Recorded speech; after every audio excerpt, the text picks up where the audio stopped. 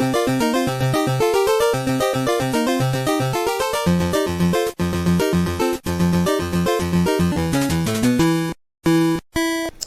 everyone, and welcome back to the Pit and Paddock Race Show for the first week of November, I guess. Yes. It would count as the first week. We'll start with Formula One. In Brazil, at Interlagos, animals were lining up by twos, but in the end, it was luck and F1's horrible red flag rules that decided the race. Verstappen and both Alpine drivers took advantage of a red flag to get a free pit stop and got gifted a win. With the hapless Alpine drivers, Ocon and Gasly, filling out the rain-soaked podium. Red flag. Verstappen actually started in 17th due to another red flag mistake in qualifying and a 5-place grid penalty. But he was moving forward pretty good. Do you think he would have won anyway? I think he could have, especially with the mistakes that McLaren made. Plus, he was at by lap 15, he was already up to 6th place. Yeah. Or at the start, there were the two cars ahead of him that crashed out in qualifying, so he was already had two. I knew that was going to happen when I'm like, qualifying's right before the race. I'm like, they're going to lose like two cars in this downpour, aren't they? Yep. At least it was interesting. It is. Man, the rain qualifyings and races are super interesting. I was thinking Max might end up on the podium or at least 4th, but that red flag rule is just stupid. They're the only series I know of that lets you work on the car under red flag conditions. The rest of them are, you can't touch the car. You gotta change under yellow when they go back. Yeah. So if you hang out and don't pit like they did, and then you get a red, you just get lucky, and that's not racing. And they're talking about how who was it? Ocon, whoever was out front earlier got screwed over by changing the tires too soon. He's like, I'll just wait for a red flag when there's too much rain, and hopefully, and then I can change my tires. Yeah, I really thought I was done hearing how Max was the greatest driver ever, but I had to hear that 26 times. For Alpine, that was probably the biggest French miracle since Joan of Arc. How were they able to hang on despite such an inferior car? Because they never finish anywhere near the podium. Those two are really good in the rain. I think Gasly got his win in the rain back a couple years ago, and Ocon has podiumed at Monaco in the rain. So, just sort of some luck and being talented in the rain, I guess, mixed together.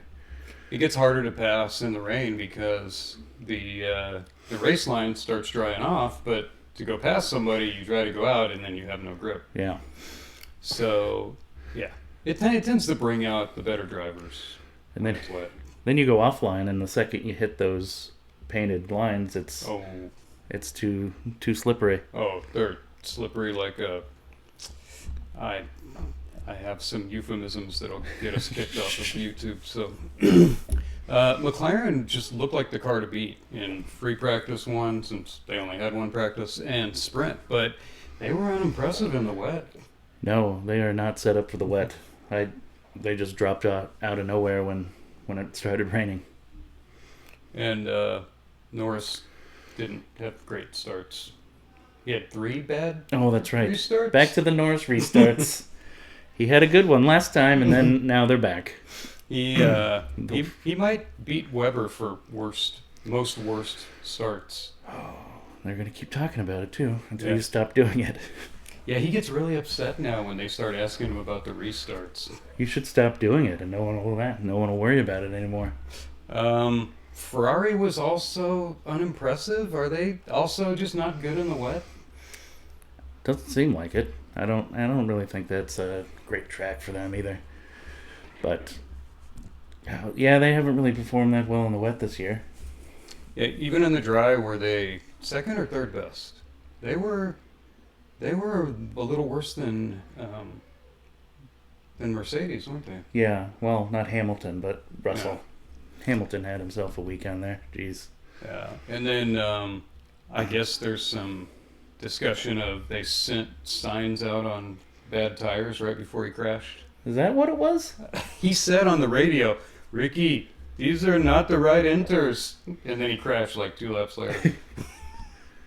Was that what's happened every single weekend for the past 6 months? Just the bad tires? Ricky said, shut up, Carlos. You're a smooth operator. These are bad tires. He Told you. He literally said that. Yeah. Ricky, these are not good inters. Russell did pretty well. Funny. But not Hamilton. Do you think Hamilton's kind of checked out for 2024? He got himself a nice win earlier in the year. I think he's good to go. He's like, all right, guys, good luck. In the interview, he said things like, yeah, I can't wait for Christmas, and it doesn't matter if I finish ahead or behind George. I guess so. He is not worried about anything anymore. He's Sir Lewis Hamilton, and he has gajillions of dollars. Yeah. Probably all in Monaco, so that the British government can't take 2/3 of it. No, it's a good choice. Super horrible day for Williams. Albon crashes in quali so bad that he can't start the race, and then Pinto crashes under a safety car. Man, that was a weird looking, just kind of going slow up that last turn and spun the car out. I don't know. That was looked weird. Like from the in-car view, I'm like, is he trying to catch up to the pack? And he just gassed it, and like he tore that car up. So at first I thought he got the right side off into the grass, and that's why he spun. But he was on the track. Was it maybe a brake issue? I don't know. Well, in related news, Williams now has a GoFundMe page titled "We'll Work for Car Parts." I think I saw James Vowles standing with a sign. We'll work for car parts out at the end of the garage. Man, between Logan Sargent this year, and, man, that team has just gone through. I wonder how many chassis that's been. They're going to be piecing cars together from last year, and we're running the 2023 car this year because we're all out of parts. Do we have any show cars up front? Yeah. When did we last win? Can we get that 90s car? Haas had a weekend to forget also. Magnussen was too sick to even go to race or practice. Ollie Behrman got a 10-second penalty and then crashed. And then Hulkenberg got beached after going off, and then got a black flag for help from the stewards. Was he waving the stewards, or did they just run out and push his car off? I think he tried to get a push out, and they got him out. I was like, are you not supposed to do that? I guess not. Yeah, I heard them say that he got a black flag, but a black flag has never been awarded in the middle of a race before. That's what the talking heads were saying. Did he unbuckle, push his own car out, and hop back in? Yeah. They took themselves out of 6th place in the Constructors' Championship and bumped back to 7. That and Alpine getting a second and a third. I think Alpine scored more points in that one race than they had all year. Yeah, I'm sure they did. Good. Better be. One of my bosses said I'd rather be lucky than good. And then after some pretty impressive showings earlier this season, Oliver Behrman spent more time off track than on it during the race. Just not good. He's not a wet driver. That's a lot of horsepower to control in those Formula One cars in the wet. Maybe gonna need a little more sim time there, I think. I've seen guys put it in the wall on a dry track that have no idea what kind of power those things put down. That's tough. Stroll probably had the worst day. Taking himself out on a formation lap. Not just spinning. He took himself out of the race by driving into the gravel. Was that yes, formation lap. I'm like, oh good, the race is finally starting. Strolls off and out of the race. Here we go. It's going to be one of these, isn't it? Stroll's already out of it. God. You remember when they used to say when there was 5 competitive teams that were getting the top 10 positions and all the points, but then there was the Lance Stroll point, who from the other team will get the point that Lance Stroll should be getting. if he deserved to be in Formula One. The Lance Stroll Award. That's. Can we split it between like 3 or 4 people? Man, you can give it to the Williams cars before the race even started. Well, it was a fun race in Sao Paulo. Did I say that right? Sao Paulo. Sao Paulo. Sao Paulo. Sao Paulo, Brazil. Some fun facts. They speak Portuguese and not Spanish because it was a Portuguese colony. Sao Paulo is the financial center of Latin America, kind of like Abu Dhabi in the Arab world. Interesting. And they have the highest tattoo rate in the world. Interesting. Like ink per person or something? Square inches of ink per person? I don't know, but yeah. Did not know that. A very high tattoo rate, and the crime rate in the city is so high that rich people use helicopters to get across town. Does that correlate with the earlier statistic of the highest tattoos? Right. I can't afford rent, but I got this cool snake right here. I remember somebody was robbed in F1 there like a few years ago. Was that Massa? Was that Felipe Massa or Barrichello? Something like that. They got. Well, yeah, you don't want to drive because you get stuck in traffic, and then the thieves are like, "Well, that's a nice car stuck in traffic. We'll just go rob that guy." Scoring the race, I'm giving it 8 out of 10 just because the rain made it interesting, but having a red flag robbed us of a real finish. Yeah, I think 8 out of 10. A lot of exciting things happening during the race, but then the working on the car during the red flag kind of takes the fun out of the end of it. Yeah. Well, next up, another 3-week break. Really? Oh, man. What is Formula? Are they trying to stretch it out? They could really compact the schedule a little bit more here towards the end of it. Yeah, why can't they? They could move some stuff down. But 3 weeks and then back to the U.S. for the Insomniac Grand Prix in Las Vegas. That starts at midnight. Is it? Yeah, midnight East Coast time. Oh, perfect. I hear Red Bull has already rented a fleet of water trucks to cover the track. Yeah, no kidding. Well, it doesn't rain much. Southern Nevada gets like 4 inches per year. I don't think that's going to be an issue. No. Moving on, NASCAR visits the Martinsville mosh pit for a fun day of bump and grind, with Blaney surviving at the end and earning himself a spot in the Phoenix finale. Elliott hung on for a second with too late Larson in third. Yeah, he didn't get there in A little time. too late. Too late for Elliott, too. Yeah. I thought it was Blaney's new magic mustache that gave him the win. Did you see that picture? Yeah, the playoff mustache has really come in handy. It looked like a handlebar thing going up. I don't know if that was just the angle, but I'm like, what's that? That mustache had to do it for him. That's a championship-winning mustache. That is right. Down Dale Earnhardt style. Go through a couple highlights of the race. Stage 1 was pretty normal with Byron and Elliott battling. Pretty much a Hendrick show. Chase Elliott pulled off the first stage win. I like it when Byron gave Elliott that Dale Earnhardt hello. Excuse me? Stage 2 was pretty much the same. Battle between Byron and Elliott until Chase Elliott had a little pit stop issue on about lap 180. I'm guessing he didn't buy the pit crew dinner that night. Nope. Bit of a mess there.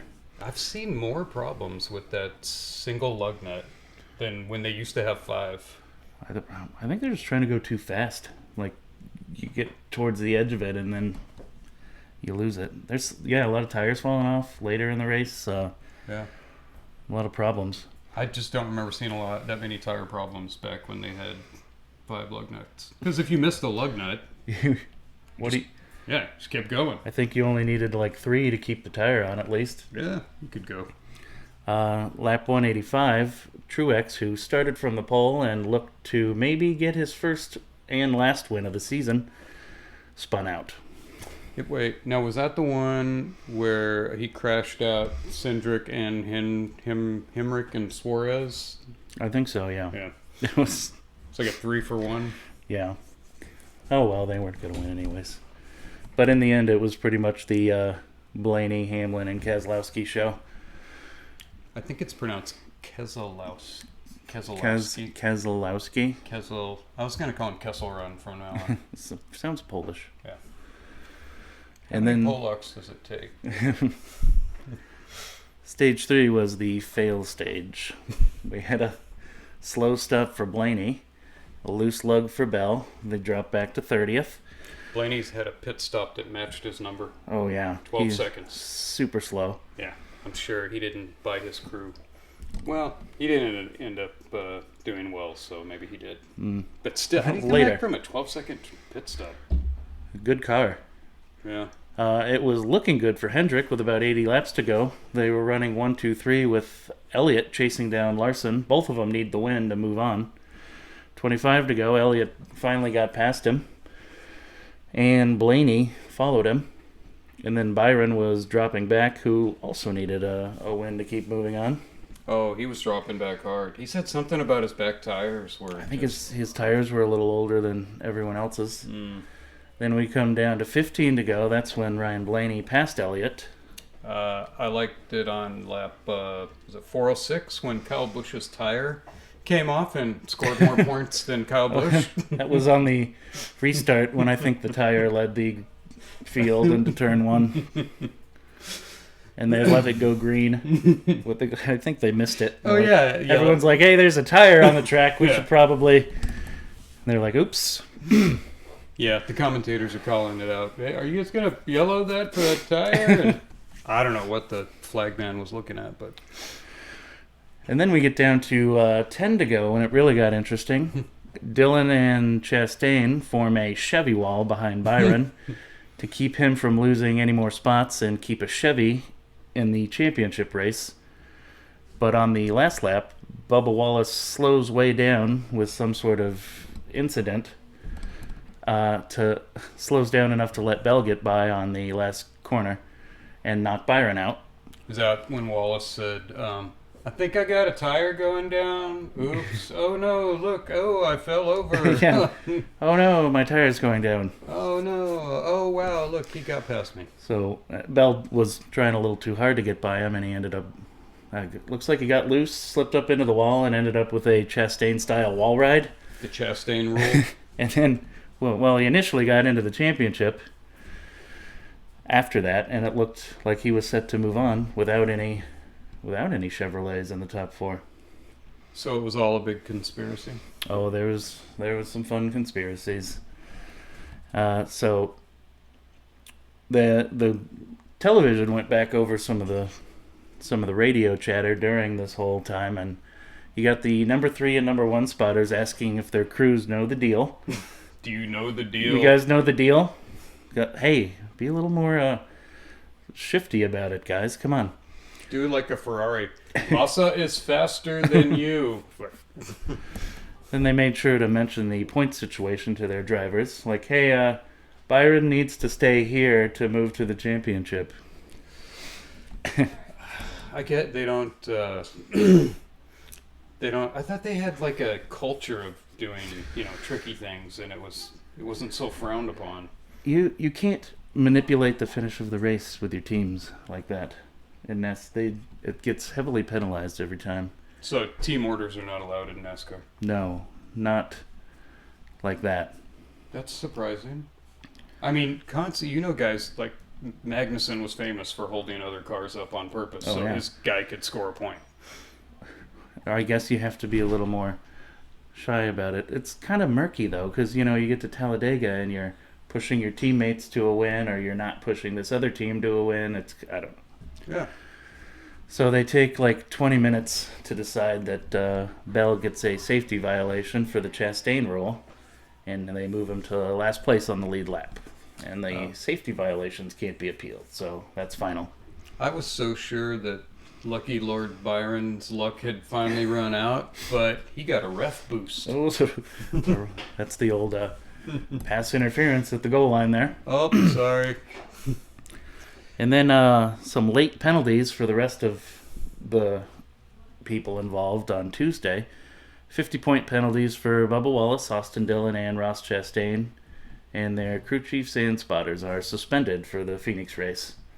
maybe, if it's okay to cheat as long as you're really clever, maybe they just need to be more clever about it. Like, I don't know, give orders in Latin or pig Latin. They could do. You need to slay in front of the Oyotate. Why? Yeah. Like, just be like, I got a tire going down. And then come into the pits and have them change it. Instead of... Yeah.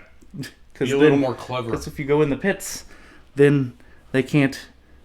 You're off the track and you lose a lap and the guy gets by you without causing a whole issue. Instead of, I got a tire going down, teammate passes me. I guess it was okay.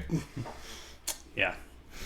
It's kind of sad that we finally got like a pretty good short track race, and then it kind of gets all overshadowed by manufacturers trying to rig the playoff system. Well, the whole playoff system's kind of a weird deal anyway. When it first came out, I thought it was really stupid, but I'm still not a huge fan. I would prefer just a full season-long point system. I mean, it does give it a little more interest. You get the cutoff races, so you get more interesting things to talk about every 3 races, but it's like then you get a champion that half the time probably doesn't actually deserve it. Like if Joey Logano wins, who would have finished 15th in points this year? Yeah.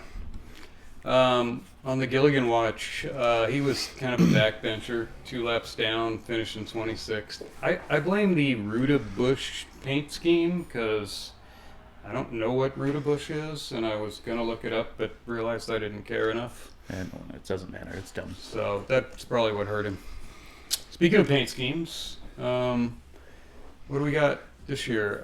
For good, I went with the Sunny D car, the number 4. I mean, that stuff probably causes cancer, but it looks really refreshing. Yeah, I didn't have any good paint schemes. Maybe the pace car? I don't know. Everyone's kind of boring here late in the season. Pace car? Yeah, the pace car. Okay. How about for not good paint schemes? The number 16, acceptance.com. It looks like a car shopping site. I guess the economy's so bad that you go through the stages of grief looking at the prices of a used Kia now. So, I don't... 25% inflation. Yeah. Anger. Denial. I went with the number 71 Focused Health car because it tried to look like the Sunny D car, and just come up with your own ideas. It's like people doing all the movie remakes of good movies. Just know that Princess Bride was a good movie. Leave it alone. Oh, God. Don't touch it. Come up with your own idea. How about the playoffs? How do we look now? Well, we've got, hey, good try, see you next year. Sorry, Christopher Bell, you've been ejected by the referees. Kyle Larson, with his 6 wins, leading all drivers this season, is out. Chase Elliott, who would be leading the normal point standings, is out. Denny Hamlin is out. And in the championship 4, we're going to have Tyler Reddick, who won the regular season championship, Joey Logano, Ryan Blaney, who is just won the last race, and William Byron, who got a little help there at the end. I think I had Byron because we only had 2 to pick from. I think I picked Byron and Bell last week. Did I? I don't remember. I know I had Byron. I know I had. One question though, what's up with the trophy clock? Martinsville's always had that grandfather clock trophy, like since the 50s or something. It's their tradition. You're not gonna like raise the trophy up in the air like? I wouldn't. Well, that'd be rough. Okay. That and their hot dogs that they're always talking about on TV. They're obsessed with talking about the hot dogs there. So what happens back in the day when they had trophy girls to hand the trophy over? Did they hide in the clock and pop out? That would be fun. Trophy girl with like a dolly or a hand truck to bring the clock in. I don't know. That might be the weirdest trophy in racing. It's unique, at least. Yeah. Well, coming up next week is the championship finale at Phoenix. That's it. Then that's it for the season. Predictions? Predictions? I think Ryan Blaney will go back-to-back championships. That's my guess. So it's whoever finishes highest out of those 4? Yes. They don't have to win. You just whoever's above the other guy. Yep. I'm going to go with Lucky Lord Byron because he's had just an amazing run of luck through these playoffs. And I'm not betting against that kind of luck. He really has. Maybe some officiating help there at the end. Better to be lucky than good. What about IndyCar? Ooh. I checked in with multiple sources to confirm that IndyCar does in fact still exist. I had heard that they had all checked in to an Aaron Rodgers sensory deprivation hotel, and that's why we haven't heard anything. Ah, that's probably true. Sometimes I'd like to be in an Aaron Rodgers sensory deprivation hotel. Can't wait for all the IndyCar news next week. Well, in other news, only 65 days left to Dakar, January 3rd. And what was I heard about Toyota at WEC? Did they win it? I think that's what I read. I didn't have time to delve into it. Man, I have fallen off on my WEC knowledge and towards the end of the season. It has been busy. It's hard not to think of it as the equity series. I feel like after Le Mans was over, I kind of dipped a little bit. If you're too fast, then they add weight to your car so that everybody has the same car. What do they do that for Le Mans too, or do they get to go off fresco for Le Mans? I'm not sure of the rules exactly. I think they do a little bit of that there. That's got to be the dumbest thing. If you're faster, then if you're slower, then go make your car faster. I mean, they don't have the same budget rules that F1 does, as far as I know. I'm not sure. I'm not a very good expert on prototypes and endurance series. Well, the big race going on in America as we record this is the 2024 election. So let's talk about the presidential race. I think as we talk, it's still early. We're here on the West Coast. We're Mountain Time. Yeah. Yeah, we're Mountain Time, so we're starting to see some East Coast stuff. But I don't know. What do you think? Who's got the lead in the race right now?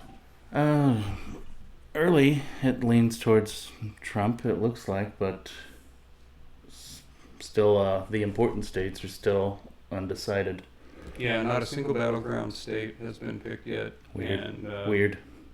Yeah, well, what did we find out? Does Harris have Penske engineers on her team? Does she get a push to pass? I don't know. We'll find out around 3 a.m. this morning if we do. Will we find out before Wednesday? How many days will it take to find out for president? 1 day or 7 days? Oh, hopefully just one. I'm going to say by tomorrow morning, by the time we air this show, that we know who it is. That's my bet. Yeah, I think so. I think it will be overnight at some point. I was going to say whoever you vote for, get out and vote, but it's too late everywhere. What are we? 8 o'clock Mountain Time. So, yeah, all the polls are... It's 7 o'clock West Coast, so all the polls are closed. So, you can't get out and vote unless you work for Dominion. Yes, that's true. Well, we'll see you next time. We'll have nothing but NASCAR, but it'll be the finale. That'll be it. And then 2 weeks of nothing, and then 3 more Formula One. How did Formula One stretch out longer than NASCAR? Jeez, they go into December. I mean, well, they have 10 weeks of downtime. That's just the gaps. That doesn't count where they have like a race and then a week off and then another race too. I mean, if you count the downtime, NASCAR's got 4 more races. What does Formula One have now? 20?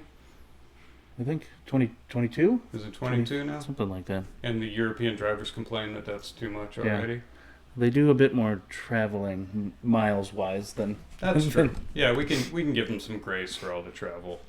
But as far as racing, I mean, come on. What do? You get on your airplane and you fly over. It's not like you have a grueling semi-drive across country. But, yeah, the Phoenix finale. Are you going? Yes. Did you get tickets? Yeah. I did not get tickets. I had my season tickets. This weekend. Actually, I think I'm going to be up in the mountains this weekend anyway. So. But I can still watch it thanks to Elon Musk and Starlink, which I think is the greatest thing he ever did. It'll be on TV. See you next week. Stay safe.